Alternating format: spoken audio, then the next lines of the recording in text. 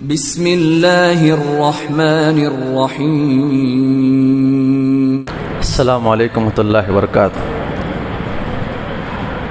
الحمد للہ رب العالمین والصلاة والسلام نبینا محمد وعلی آلہ وصحبہ اجمعین، اما بعد۔ وقال اللہ تعالی فی القرآن المجید والفرقان الحمید، فاعوذ باللہ من الشیطان الرجیم، بسم اللہ الرحمن الرحیم، وما ارسلناک الا رحمۃ للعالمین۔ محترم سامعین کرام، اللہ تعالیٰ کا فضل و کرم ہے، اللہ رب العزت نے ہم تمام کو باجماعت تراویح ادا کرنے کی توفیق عطا فرمائی۔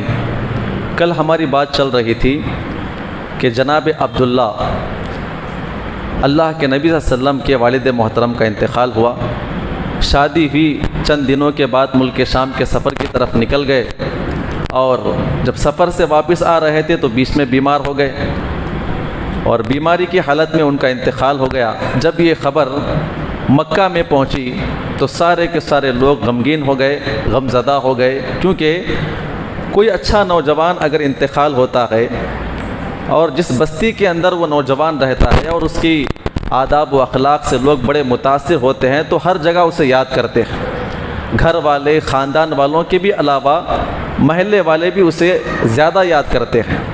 اور باضابطہ مورخین یہاں پہ نقل کرتے ہیں کہ حضرت عبد المطلب، جو کہ ان کے خاص بیٹے تھے اور بڑے چہیتے بیٹے تھے، انتقال ہونے کی بنا پہ یہ ڈپریشن میں چلے گئے، غم میں چلے گئے، ہمیشہ غم کی باتیں کرنا، کبھی کسی کونے میں بیٹھ جانا، کبھی اس کونے میں بیٹھ جانا، اپنے بیٹے عبداللہ کی یاد میں آنسو بہانا، یہ ان کا ایک زندگی کا معمول بن چکا تھا۔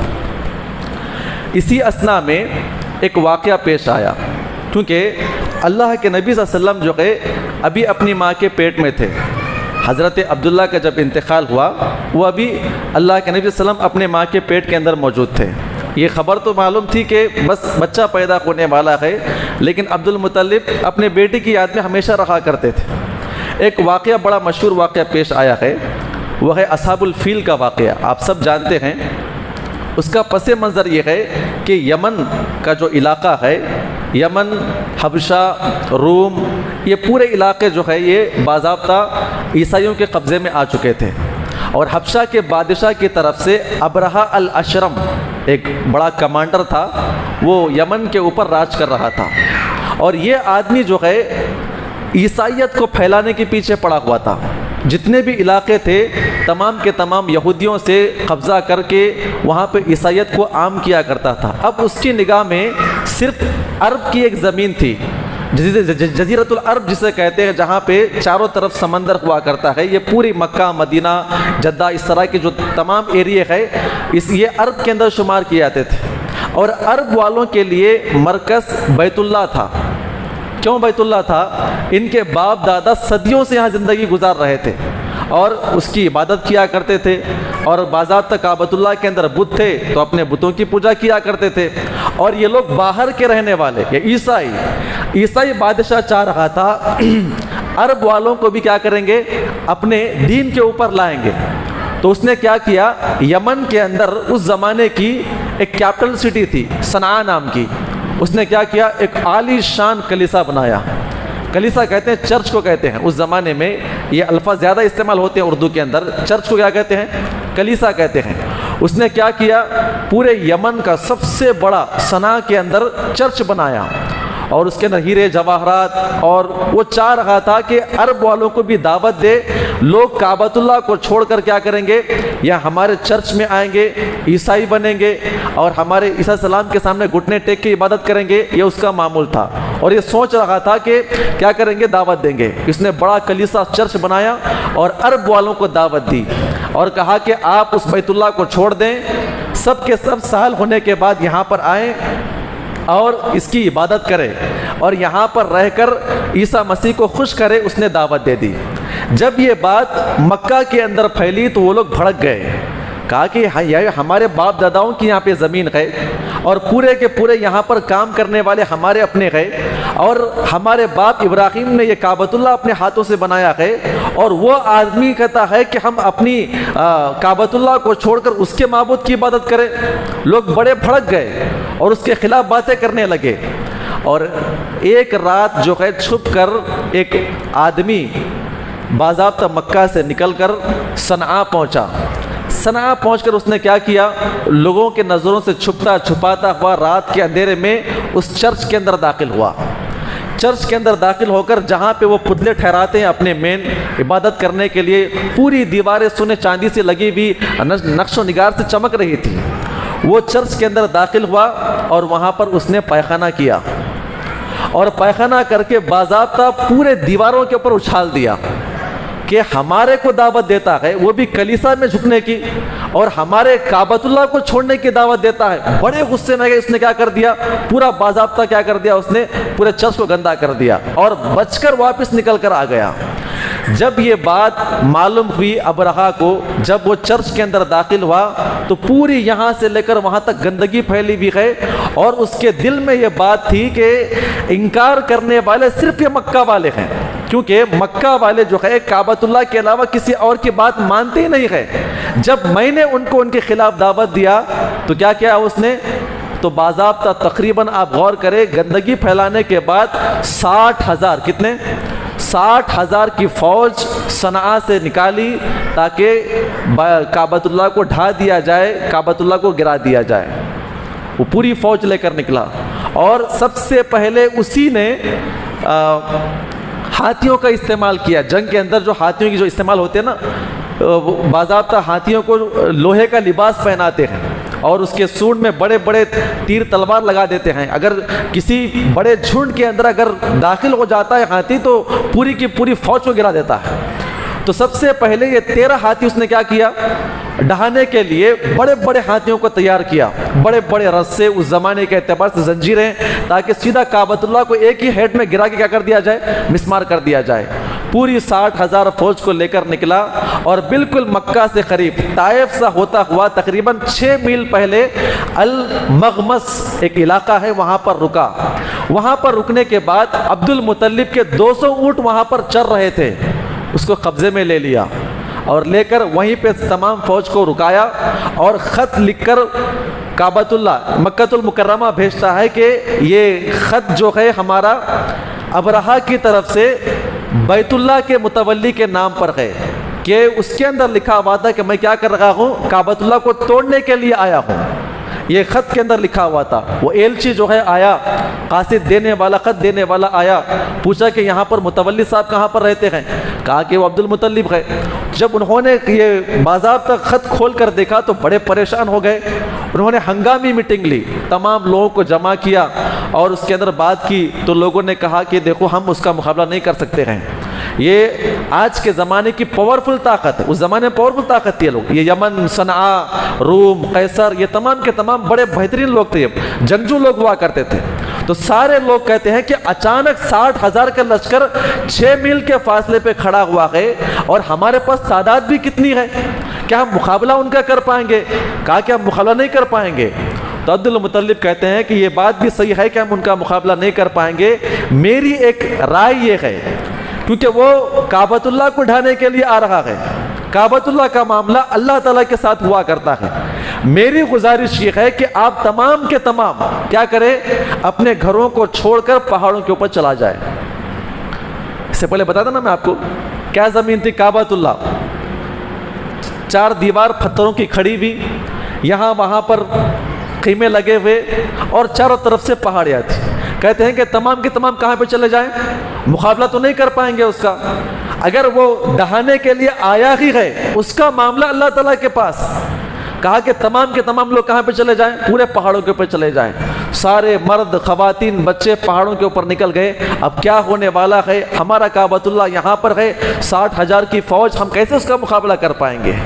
عبد المطلب جب سب لوگ چلے گئے، کعبۃ اللہ کے اندر آئے، اور کعبۃ اللہ کی کنڈی پکڑ کر، دروازے کے پاس کنڈی ہوتی ہے نا، کنڈی پکڑ کر دعا کرتے ہوئے کہتے ہیں، اے ہمارے پروردگار، ہم مجبور گئے، دنیا کے اندر ہر انسان جو ہے اپنے گھر کی حفاظت کرتا ہے، اے میرے پروردگار، اس مرتبہ تو اپنے گھر کی حفاظت فرما، ہم مجبور اور مقہور ہے، ہم چاہ کر بھی اس کا مقابلہ نہیں کر پاتے ہیں۔ اتنا کہنے کے بعد اور اس ابرہہ بادشاہ سے ملاقات کرنے کی طرف نکل گئے۔ اعلان تھا نا، آؤ ہم آپ سے ملاقات کرنا چاہتے ہیں اور کعبۃ اللہ کو توڑنے کے لیے آئے ہیں۔ اب ابرہہ اپنے لشکر کے اندر بیٹھا ہوا، لشکر پورا جمع ہوا، اپنے اپنے اعتبار سے بیٹھا ہوا، وہ سوچ رہا تھا کہ کعبۃ اللہ کا متولی آئے گا تو کیا کرے گا، میرے سامنے ہاتھ پیر پڑے گا، منت سمجھت کرے گا، معافی تلافی کرے گا۔ وہ سوچ رہا تھا کہ کیا کرے گا، یہ سب کرنے والا ہے۔ جب عبد المطلب ان کے دربار میں داخل ہوئے تو آنے کا حکم دیا اور بڑی عزت کے ساتھ اپنے بازو بٹھایا۔ اپنے بازو بٹھانے کے بعد ان کی طرف دیکھ رہا تھا کہ کچھ کہیں گے، معافی تلافی کا معاملہ جو بھی کچھ ہوتا ہے، غلطی ہمارے لوگوں سے ہوئی ہم مان لیتے ہیں، یہ ایکسپیکٹ کر رہا تھا۔ تو عبد المطلب بازو بیٹھے ہوئے کہتے ہیں کہ آپ کے لوگوں نے میرے 200 اونٹ کو گرفتار کیا۔ ابرہہ یہ بات سننے کے بعد حیران ہو گیا، ارے میں نے تو یہ اس بات کی دھمکی دیا ہے کہ آپ کے کعبۃ اللہ کو میں ڈھا دوں گا، آپ کو اپنے اونٹوں کی پڑی ہوئی ہے۔ انہوں نے کہا کہ میں اپنے اونٹوں کا مالک ہوں اور مالک خود آپ کے پاس چل کر آیا ہے کہ آپ کی فوج نے 200 اونٹوں کیا کیا ہے، گرفتار کیا ہے۔ اب رہا معاملہ کعبۃ اللہ کا، کعبۃ اللہ کا مالک اللہ رب العزت ہے، رہا آپ کا معاملہ اللہ تعالیٰ کے ساتھ ہے، آپ جو چاہے کرنا ہے کر لے، آپ میرے اونٹوں کو واپس کر دیں۔ اس نے یہ بات سننے کے بعد کہا اسی بات ہے، کہا کہ ان کے اونٹ چھوڑ دے، یہ لے کے چلے جائے۔ عبد المطلب اپنے اونٹوں کو لے کر نکل گئے اور یہ پوری فوج باضابطہ رات میں ترتیب دیا، کہا کہ صبح ہونے کے فوری بعد کیا کرنا ہے، کعبۃ اللہ میں داخل، مکہ میں داخل ہو کے کعبۃ اللہ کو تہس نہس کرنا ہے۔ پوری 60,000 فوج کو لے کر نکل رہا تھا اور سارے لوگ اوپر سے دیکھ رہے ہیں کیا ہونے والا ہے۔ ہمارے آنکھوں کے سامنے ہم اپنی جگہ پہ مرد نہ سہی لیکن ہم مقابلہ بھی نہیں کر پا رہے، اتنی ساری تعداد، سارے لوگوں کو لے کر اونٹوں کو اپنے اور ہاتھیوں کو لے کر آگے بڑھا۔ تو بالکل صحن میں داخل ہونے کے بعد اس کے جو اونٹ تھے وہ اس کے اونٹ اور باضابطہ جو ہاتھی بڑے بڑے سامنے تھے جو توڑنے کے لیے آیا تھا، وہ اونٹ آ کر نیچے، ہاتھی آ کے نیچے بیٹھ گئے۔ کتنا اٹھانے کے باوجود وہ اٹھنے کے لیے تیار نہیں ہے۔ چلانے والا نیچے اتر کر مارتا ہے، فلاں حرکتیں کرتا ہے، اونٹ اٹھنے کے لیے تیار نہیں ہے۔ پھر اسی ہاتھی کو وہ لوگ کیا کرتے ہیں، یمن کی طرف کرتے ہیں، کعبۃ اللہ سے یمن کی طرف دائیں یا بائیں یا پیچھے کی طرف کرتے ہیں تو ہاتھی اٹھ کے چلنے لگتا ہے۔ پھر جب اس کا رخ کعبۃ اللہ کی طرف کرتے ہیں تو پھر وہ ہاتھی نیچے آگے بیٹھ جاتا ہے۔ یہ معاملہ کئی دیر تک چلتا رہا، لوگ تھک گئے آگے اتر کر، اور لوگ اتر کر واپس آنے لگے اور آگے بڑھنے لگے تو اللہ رب العزت نے ایک طرف سے پرندوں کو بھیجا، الم تری کیف فعل ربک باصحاب الفیل، اس کے بعد الم یجعل کیدہم وارسل علیہم طیرا ابابیل ترمیہم بحجارۃ من سجیل۔ اللہ کہتا ہے سارے لوگ یہ منظر اپنی آنکھوں سے دیکھ رہے تھے کہ پرندے ایک طرف جانب آسمانوں سے اڑ کر اپنے چونچوں اور اپنے پنجوں کے اندر کنکریاں لے کر اس فوج کے اوپر چھوڑ رہے تھے، اور جس انسان کے اوپر کنکری آ کر گر جاتی ویسے ہی گڑا پڑ کے باہر نکل جاتی، اور جس انسان کو کنکری لگتی تو اس کا گوشت پوست اس کی ہڈیوں سے اترنا شروع ہو جاتا، اور یہاں تک کہ پورا ڈھانچہ ہو کے نیچے گر جاتا۔ یہ منظر دیکھنے کے بعد ساری کے ساری فوج کے اوپر کنکریاں گر رہے ہیں۔ ابرہہ وہاں سے بھاگنے کی کوشش کر رہا تھا، اس کے اوپر بھی ایک دو کنکریاں گرتی ہے، اس کا ہاتھ، اس کا پیر سب سڑ کر اس کے باضابطہ اس کے ہڈیوں سے نیچے اس کا گوشت نیچے گر رہا تھا۔ صنعاء کے بالکل قریب وہ پہنچ رہا تھا، اپنے آپ کو بچانے کے لیے اس کا پیٹ جو ہے ایک دم پھٹ کر وہ انتقال ہو کے وہیں پر نیچے گر پڑا۔ اور یہ منظر سارے کے سارے لوگوں نے اپنے آنکھوں سے دیکھا کہ عجیب و غریب منظر ہے، آسمان سے پرندے آتے ہیں، چھوٹی چھوٹی کنکریاں آ کے ان کے اوپر ڈالتے ہیں، ڈالنے کی بنا پر جہاں پر پڑتے ہیں سوراخ ہو جاتی ہے اور پورا گوشت ان کے جسم سے نکل جاتا ہے۔ فجعلہم کعصف معکول، قرآن کی آیت کریمہ کہتی جیسے ایک گائیں بھینس وغیرہ چارے کو چباتے ہیں نا، چبانے کے بعد جگالی کرنے کے بعد جب تھوک دیتے ہیں اس کے اندر کچھ بھی باقی نہیں رہتا ہے۔ کہا گیا کہ انسانوں کی حالت ویسی ہو چکی تھی، ہڈیوں سے گوشت پوست رگیں سب باہر نکل گئی، یہاں سے وہاں تک خون ہی خون لگا ہوا تھا۔ پھر اللہ رب العزت میں آسمان سے پانی برسائی اور پوری زمین کو وہاں پہ دھو دیا۔ یہ منظر سارے لوگوں نے اپنے آنکھوں سے دیکھا، ان کے ایمان میں اور تر و تازگی اور یقین ان کو آ گیا کہ کعبۃ اللہ کے ہم کو کیا کرنا ہے، مضبوطی سے جڑے ہوئے رکھنا ہے۔ تقریباً یہ واقعہ گزرنے کے علماء کرام نقل کرتے ہیں 50 دن، کتنے دن؟ 50 دن ہی گزرے تھے۔ حضرت عبد المطلب اپنے ہی بیٹے کی یاد میں ایک جگہ کسی کونے میں بیٹھے ہوئے تھے، اور حضرت آمینہ اپنے گھر کے اندر تھی۔ آپ غور کریں، وہاں پر اللہ کے نبی کی ولادت ہوتی ہے، 9 ربیع الاول پیر کا دن تھا، اللہ کے نبی پیدا ہو جاتے ہیں۔ عبد المطلب کا غم چونکہ بہو دیکھ چکی تھی، سب سے پہلے اپنے قاصد کو بلا کر کہتی ہے کہ جا کے فوراً عبد المطلب کو یہ پیغام دے دینا کہ ان کے یہاں پر ایک بچہ ہوا ہے اور عبداللہ کا بیٹا پیدا ہوا ہے۔ آدمی دوڑتا ہوا ان کو تلاشتا ہوا آیا، عبد المطلب وہاں پر غم میں بیٹھے ہوئے تھے۔ کہا عبد المطلب کیا بات ہے، یہاں پہ غم کر رہے ہو؟ کہا کیا بتاؤں، عبداللہ کی بڑی یاد آتی ہے۔ ارے آپ کو خبر بھی ہے آمینہ کو بیٹا ہوا ہے، ارے آپ کے بیٹے کا بیٹا آیا ہے، کیا آپ مجھ سے ملاقات نہیں کریں گے؟ تو علماء کرام نقل کرتے ہیں تقریباً ان کی عمر 80 سال کے قریب تھی۔ کتنی تھی؟ 80 سال کا بوڑھا جب یہ سنتا ہے میرے عبداللہ کا بیٹا آیا ہے، میرا عبداللہ آیا ہے، عجیب و غریب خوشی۔ اور وہ بوڑھا دوڑتا ہوا مکہ کی گلیوں کے اندر، کہاں پر؟ اپنے بھاؤ کے گھر آتا ہے، آ کے سلام کلام، کہا آمینہ بیٹا کہاں پر ہے؟ کہاں ہے میرا عبداللہ؟ میرا عبداللہ لوٹ کر آ چکا ہے۔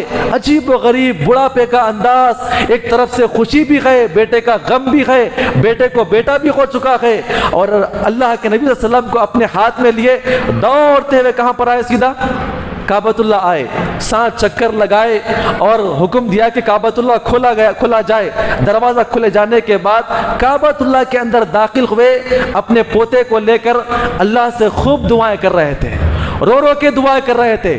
اے میرے پروردگار، آپ نے عبداللہ کو لے لیا، بڑی منت و سماجت کے بعد، بڑا چہیتا دل کے قریب تھا، اے اللہ اس کی آخری نشانی ہے، آخری نشانی ہے، بیٹا تو مر چکا ہے لیکن پوتا آ چکا ہے۔ اے اللہ میں اس کے لیے دعا کرتا ہوں، اس کی عمر دراز فرما، اس کو بڑا خطیب عطا فرما، اس کو عزت عطا فرما۔ اے اللہ میں اس کا نام محمد رکھتا ہوں، دنیا کے اندر کوئی بھی اس کا نام کیا لے؟ محمد۔ محمد کے معنی کیا ہے؟ تعریفوں والا، تعریفوں والا۔ جو بھی انسان چاہتا ہے اللہ کے نبی کی شان میں گستاخی کرے، کیا نام لے گا وہ؟ محمد، تعریفوں والا۔ پھر اس کے بعد اس بچے کو لے کر سیدھا اپنے گھر پہ آئے، چھوٹے چھوٹے بچے، حضرت عباس، حمزہ، فلاں فلاں، پوری بہنیں کھڑی ہوئی، باپ دوڑتا ہوا گھر پہ آتے ہیں تو سیدھا عباس سامنے آئے، چھوٹا بچہ عباس، چھوٹے وہ سامنے آئے، اپنے بچے کو بتاتے ہوئے کہتے ہیں دیکھو یہ عبداللہ کا بیٹا ہے، دیکھو یہ عبداللہ کا بیٹا ہے، آپ کے بھائی کی طرح ہے۔ عباس سامنے آئے، اللہ کے نبی کا منہ چومتے ہوئے کہتے ہیں کہ ہاں بابا جان یہ ہمارے بھائی عبداللہ کی طرح ہے۔ پھر بہنیں آئی، محبت سے لینے لگی، بھائی چومنے لگے، محبت سے کرنے لگے، پیار کرنے لگے۔ پھر اس کے بعد عبداللہ اپنے پوتے کو لے کر کہاں پر نکل گئے؟ حضرت آمینہ کے پاس آئے، آ کر بیٹھے، مبارکبادی دی اور دکھاتے ہیں کہ دیکھو یہ آپ کے شوہر عبداللہ کی طرح دکھتا ہے۔ تقریباً علماء اکرام یہاں پہ بیان کرتے ہیں 7 دن، کتنے دن؟ 7 دن ہونے کے فوری بعد جو ہے انہوں نے حقیقہ کرنے کا اعلان کیا، پورے مکہ کے اندر ایک اونٹ ذبح کیے، سب لوگوں کو دعوت دی، سارے لوگ کھانے کے لیے آئے اور سب لوگ عبداللہ کے بیٹے کو دیکھنے کے لیے آئے تھے، بڑا پیارا، حسین و خوبصورت۔ کوئی عورت کہتی ہے کہ سیم عبداللہ کی طرح ہے، کوئی کہتے ہیں کہ اس کا چہرہ عبداللہ کی طرح ہے، کوئی کہتا ہے کہ باپ سے سیدھا باپ کے اوپر اترا ہوا ہے، پیر باپ کی طرح ہے، ہاتھ باپ کی طرح ہے۔ لوگ عجیب و غریب قسم کی تعریفیں کر رہے تھے اور خوشی سے کھا رہے تھے، محبت سے بات کر رہے تھے، اور عبد المطلب سب کو بٹھا بٹھا کے کھلا رہے تھے۔ لوگوں نے پوچھا کہ اے عبد المطلب آپ نے بچے کا نام کیا رکھا ہے؟ کہا کہ میں نے بچے کا نام محمد رکھا ہے۔ لوگوں نے کہا کہ آپ کے خاندان میں یہ کبھی نام نہیں آیا ہے؟ لوگ کبھی اپنے باپ کا نام رکھتے ہیں، دادا کا نام رکھتے ہیں، اوپر کسی کا نام رکھتے ہیں. آپ نے کس کا نام رکھا ہے؟ کہتے ہیں کہ میں نے یہ چن کر نام رکھا ہے، میں چاہتا ہوں کہ یہ میرا بچہ دنیا کے اندر سردار بنے، جو بھی اس کا نام لینا چاہے تو کیا کرے گا؟ وہ محبت سے بات کرے گا، محبت سے نام لے گا، تعریفوں والا محمد کے نام لے کے پکارے گا. تو میرے بھائیو، یہاں پر علماء کرام نے ایک بات نقل کی ہے، انشاءاللہ اس کے بعد کیا ہوا کل آپ کے سامنے پیش کروں گا. ایک بات یہاں پہ علماء کرام نقل کرتے ہیں کہ دادا اور دادی کو زیادہ محبت کس سے ہوتی ہے؟ ہاں جی، کس سے ہوتی ہے؟ پوتوں سے ہوتی ہے. پوتوں سے ہوتی ہے. کس سے ہوتی ہے؟ پوتوں سے ہوتی ہے. یہاں پہ ثابت کیا گیا ہے.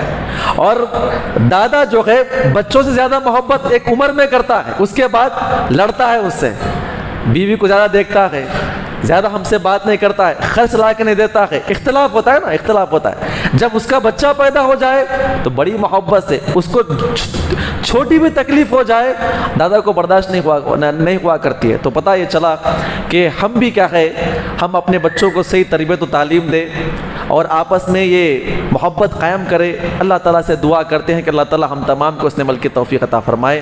آمین. السلام علیکم ورحمۃ اللہ وبرکاتہ.